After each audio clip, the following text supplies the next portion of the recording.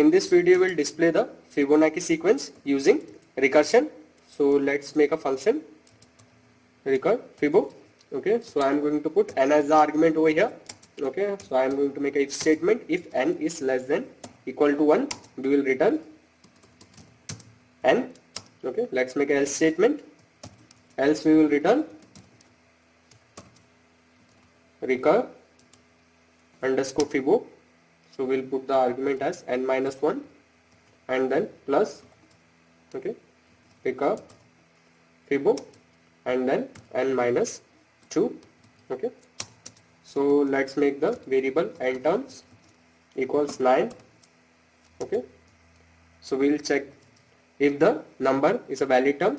Okay, so if nterms is less than equal to 0, then we'll print please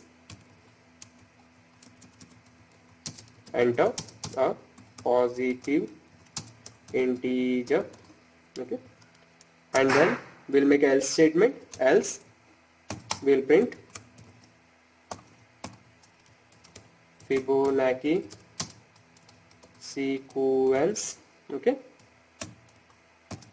so now we'll make a for statement for I in range of nterms. Okay, so now we'll print the recur Fibo and then the argument will be I. So let's run it. So you can see 0 1 1, so 1 plus 1 2, 2 plus 1 3, similarly 2 plus 3 5, and 5 plus 3 8, and so on. So we store the number of terms to be displayed in nterms. Okay, and then a recursive function recur Fibo function is used to calculate the nth term of the sequence. We use a for loop to iterate and calculate each term recursively.